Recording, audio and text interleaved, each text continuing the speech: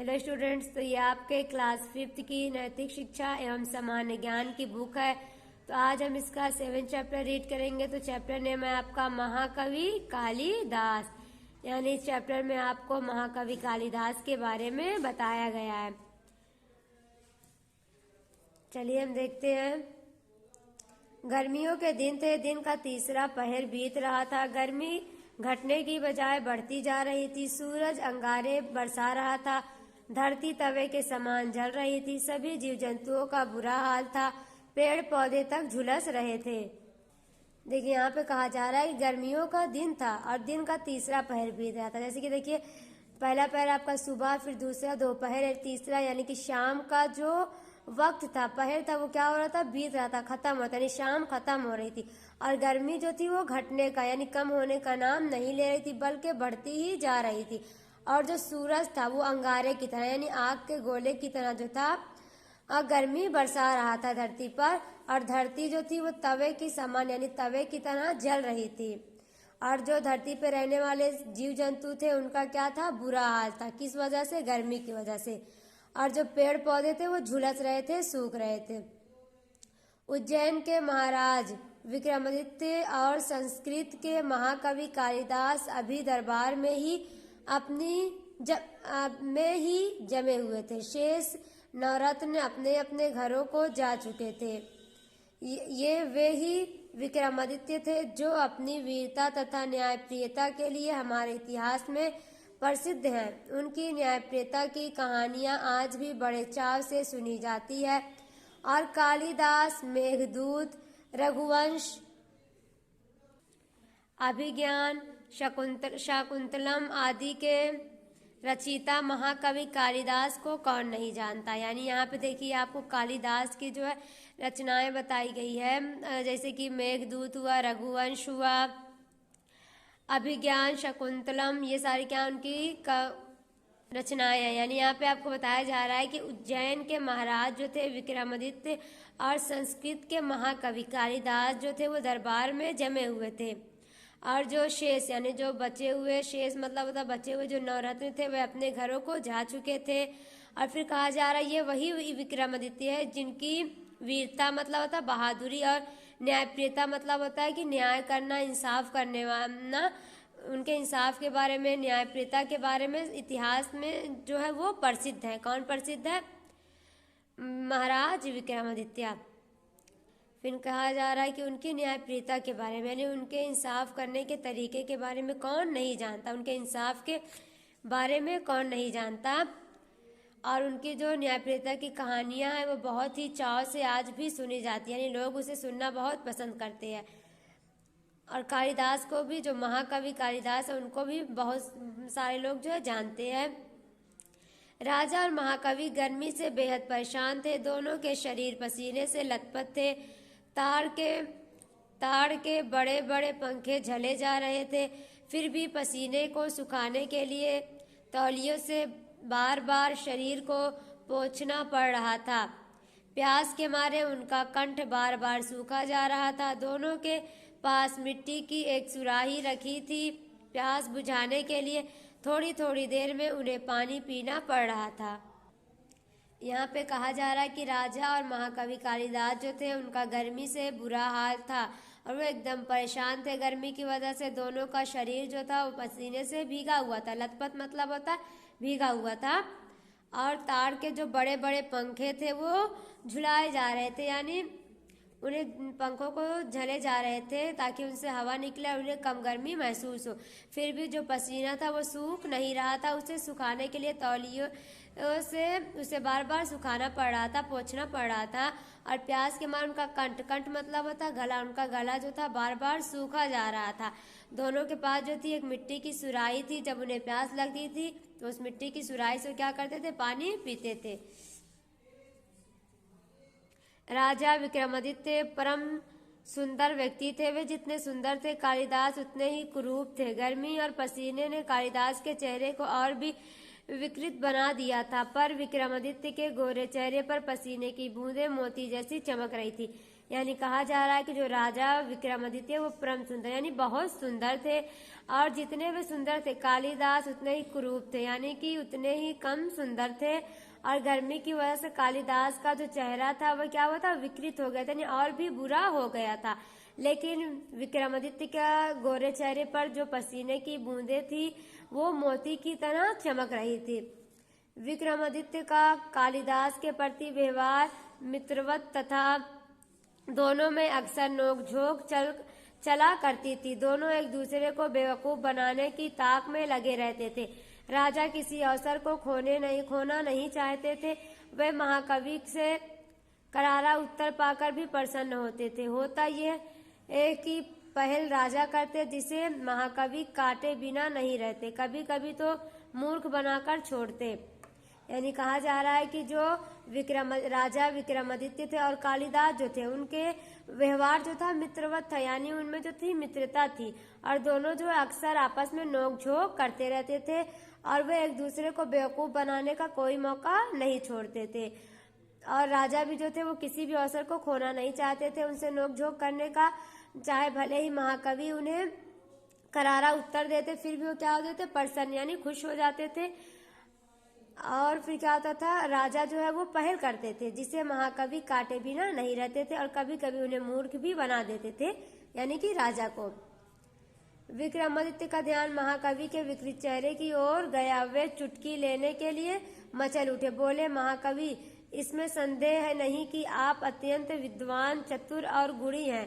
साथ ही साथ ईश्वर ने यदि आपको सुंदर रूप भी दिया होता तो कितना अच्छा होता।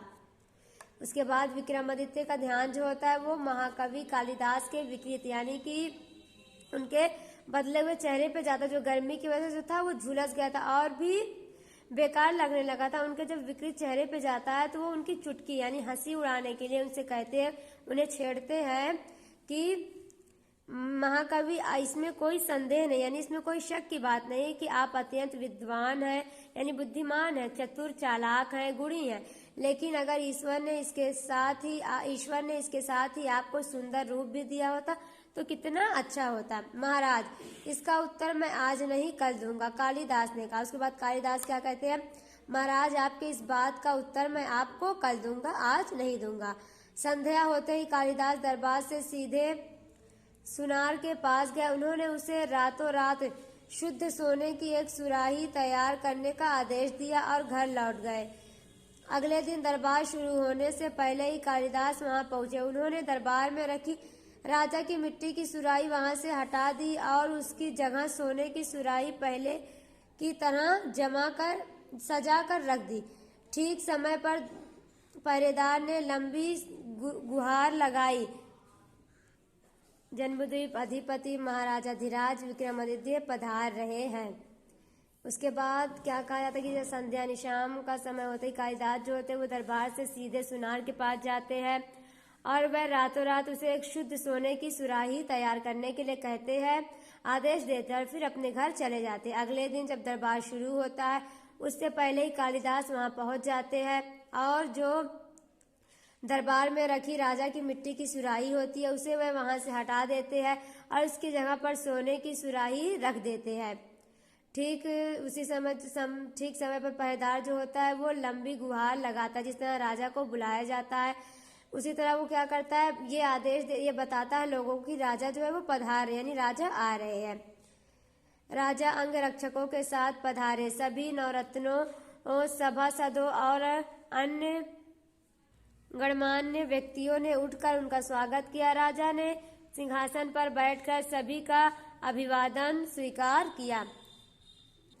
फिर कहा जा रहा है कि राजा जो होते हैं अपने अंग रक्षकों के साथ, अपने सिपाहियों के साथ जो राजा की रक्षा करते हैं उनके साथ जो होते हैं वो दरबार में उपस्थित आते हैं और जो सभी नवरत्न होते हैं और सभी सभा सदस्य जो होते हैं और अन्य गणमान्य व्यक्तियों ने क्या करते, जो वहाँ पे सभा में उपस्थित लोग होते वो उठकर उनका स्वागत करते हैं और राजा सिंहासन पर बैठ के उनके अभिवादन को स्वीकार, अभिवादन मतलब जो उनको सम्मान दिया जाता है उसे वह स्वीकार करते हैं।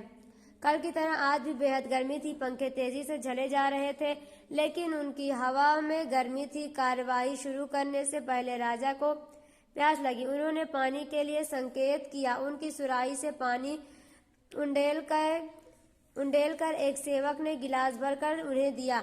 पानी भरा गिलास होठों से लगाते ही सेवक पर बरस पड़े। क्या सुराही में उबला पानी भर रखा है?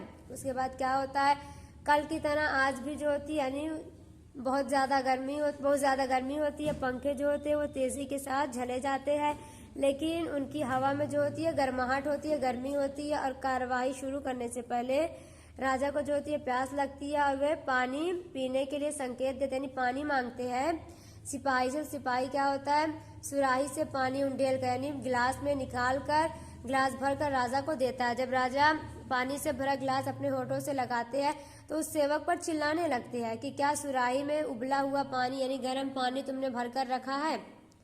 सेवक की घिघी बंध गई। गिलास कालिदास ने तीर की तरह तेजी से आकर सुराही का कपड़ा हटाया। सोने की सुराही देखकर सभी दंग रह गए। क्या सुंदर सुराही है।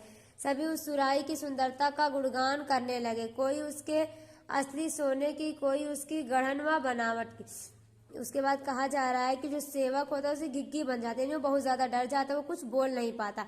उसके बाद कालिदास जो होते तीर की यानी बहुत ही तेजी से आते हैं उठकर और सुराही पे जो कपड़ा लगा हुआ होता है उसे हटा देते हैं। उसके बाद सारे लोग सोने की सुराही देखकर क्या होते, दंग रह जाते, हैरान रह जाते हैं। और उस सुंदर सुराही की सारे लोग क्या करते, प्रशंसा यानी कि तारीफ करने लगते हैं, गुणगान गाने लगते हैं। कोई उसकी असली सोने की, तो कोई उसकी गढ़न व बनावट की, तो कोई उसकी नक्काशी की तारीफ कर रहा था। राजा विक्रमादित्य एक ही सांस में कहते गए, हद हो गई। पानी भी कहीं सोने की सुराही में रखा जाता है? कहाँ गई मिट्टी की सुराही? सोने की सुराही यहाँ किस बेवकूफ ने रख दी? उसके बाद राजा जो होते हैं वो एक सांस में कहते हैं कि हद हो गई, यानी कि ये कितनी बड़ी बेवकूफ़ी है कि कहीं पानी भी सोने की सुराही में रखा जाता है। मेरी मिट्टी की सुराही कहाँ गई? सोने की सुराही किस बेवकूफ ने यहाँ पर रख दी है? पास में खड़े कालिदास ने शांत स्वर में कहा, वह बेवकूफ मैं ही हूँ महाराज।